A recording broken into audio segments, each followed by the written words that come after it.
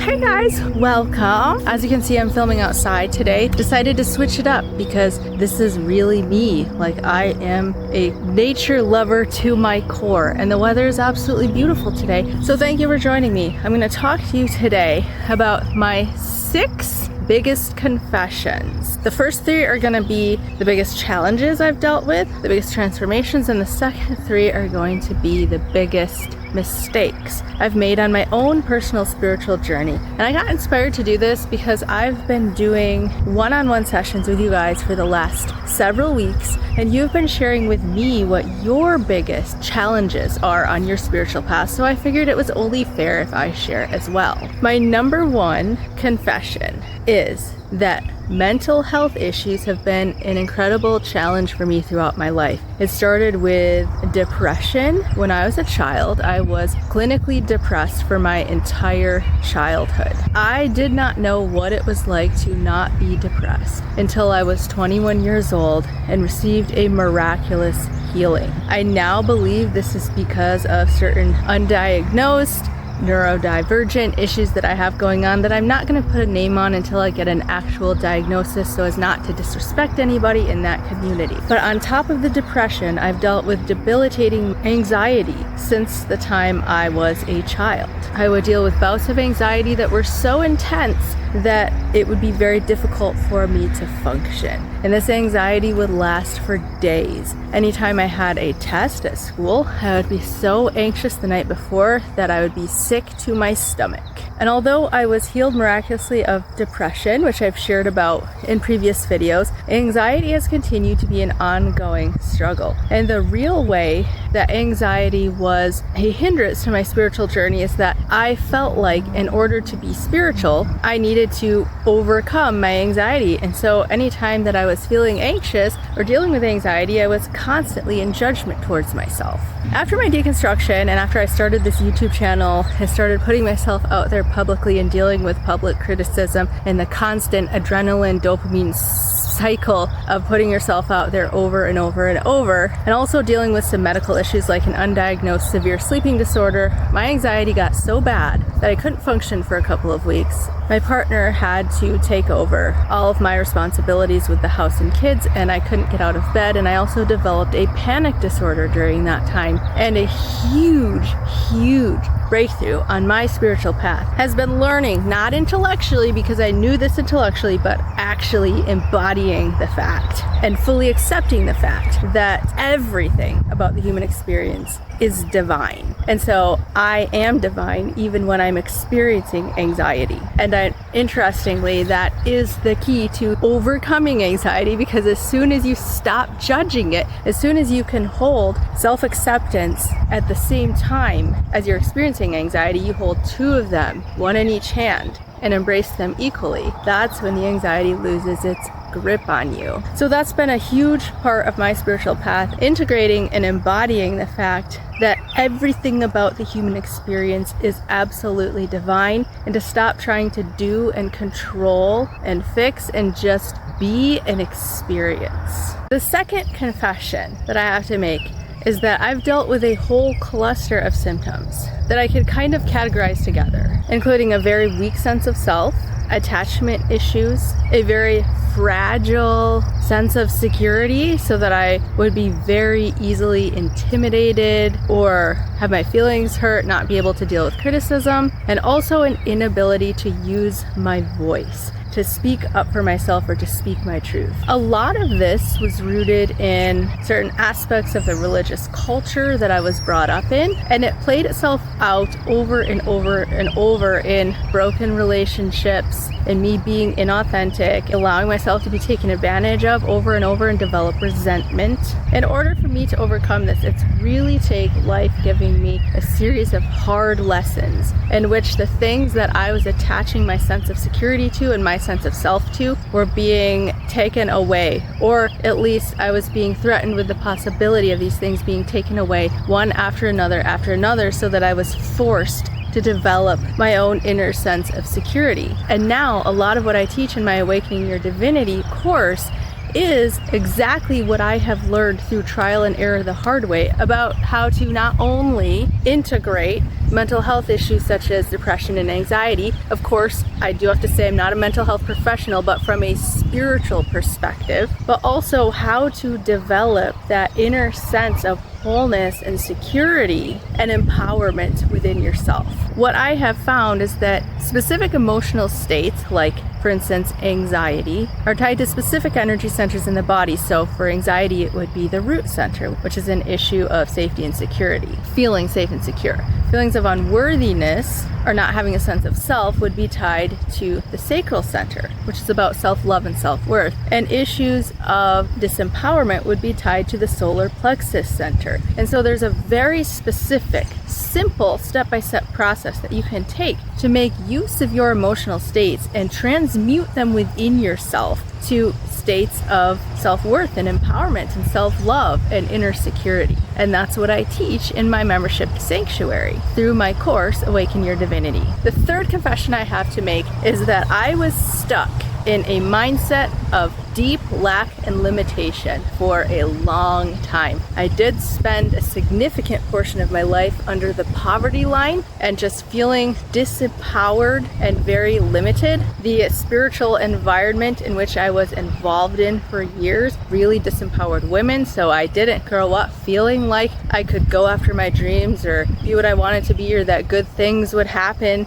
for me. And so year after year, this played out in financial struggle and just coming up against barrier after barrier after barrier, no matter what I tried to do. It really took hitting a really low point in my life of just getting to the point of absolutely having had enough of it, that I was willing to do whatever it took to have a transformation. And in 3 days, I transformed my entire mindset and my entire experience of life to be from one of lack and limitation and disempowerment to abundance, infinite potential and opportunities, and just thriving in love and connection and freedom and bliss. And this, again, I teach in my YouTube videos for free and also in a step-by-step laid out for you blueprint in my Awaken Your Divinity course. Now for the 3 biggest mistakes I made on my spiritual path. Number 1 is not taking care of my physical body. I've spoken to so many pre-birth experiencers or near-death experiencers that said people choose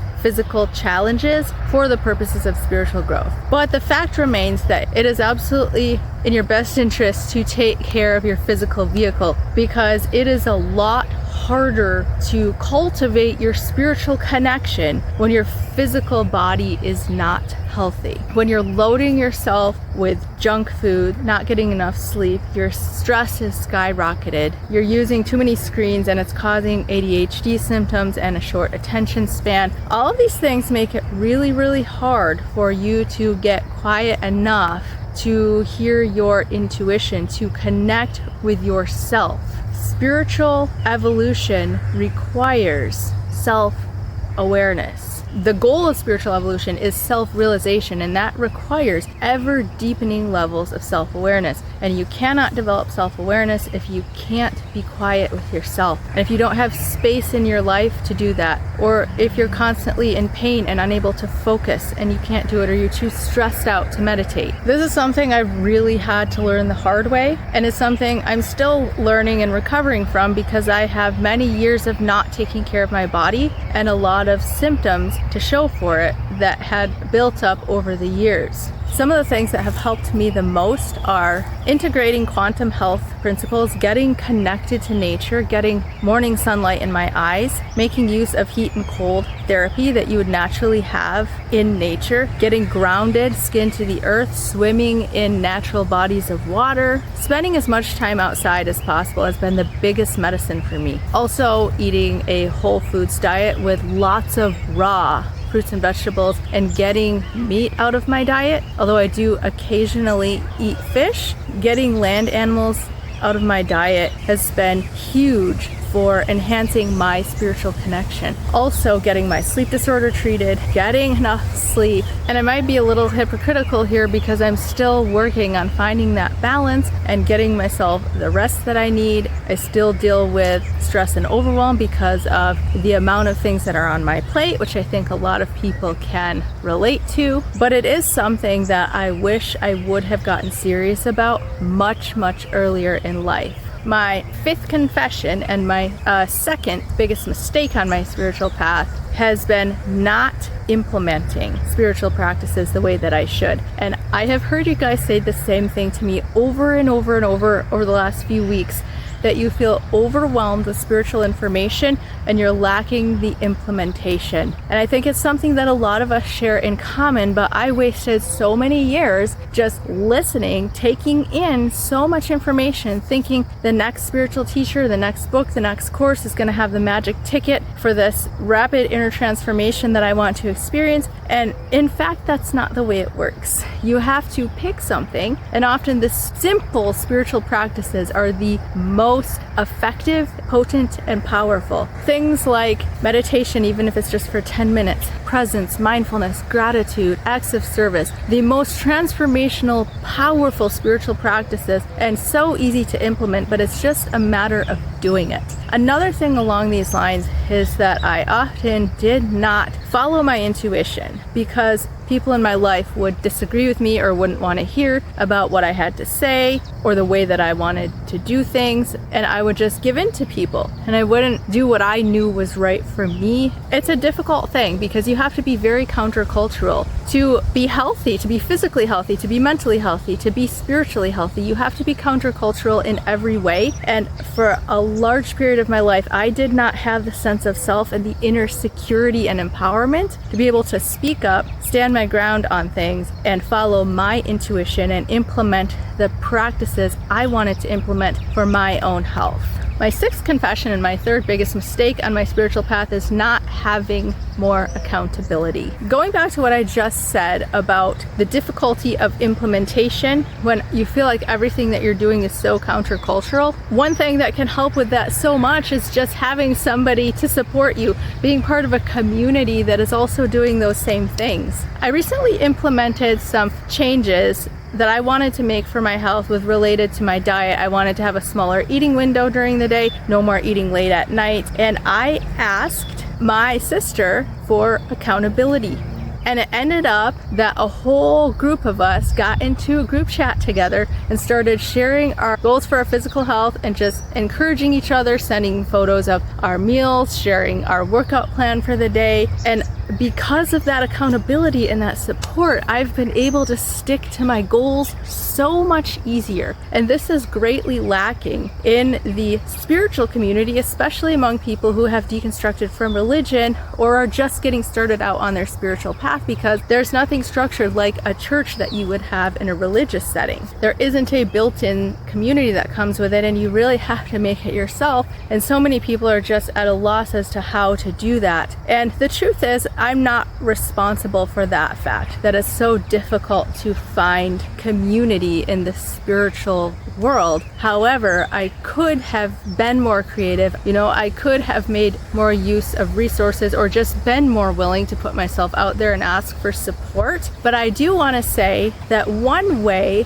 that I have found to counteract this issue, because it can be so challenging to find in-person community, is that I've created an online community, and I've created the community that I needed and that I wish I would have had when I started out on my spiritual path. My community is called The Sanctuary, and it is a group of heart-centered, spiritually conscious individuals who have come together to support each other and learn and grow together on our spiritual path. I've tried to make the Sanctuary a comprehensive solution for all of the 6 confessions that I've struggled with that I've just shared with you. In the Sanctuary, we not only have a thriving, beautiful, supportive community, but I also have, like I mentioned before, my Awaken Your Divinity course, which I'm currently creating month to month and teaching live. And it is a simple, step-by-step blueprint to take you from states of suffering, like I dealt with earlier in my journey. For me, it was depression, anxiety, lack, limitation, no sense of self, disempowerment, to take you from that lower vibrational state and help you alchemize your inner state for a full spiritual awakening into heart-based consciousness. And I walk you step by step the very practical, simple, powerful, and potent spiritual practices. I've simplified it as much as possible, and I've boiled all of the spiritual information of my now almost 40 years of spiritual seeking into this beautifully simple, powerful, and potent step-by-step blueprint for you so that you can experience real transformation, get past mental overload, get past the disconnect, and experience heart-based consciousness, experience inner transformation, experience connection to your divine nature. All right, that's it. That's all I got for you today. So join the sanctuary. I would love to walk alongside you on your journey with spiritual evolution and expansion. Thank you for watching. Now go live your most extravagantly loving life, and I'll see you next time.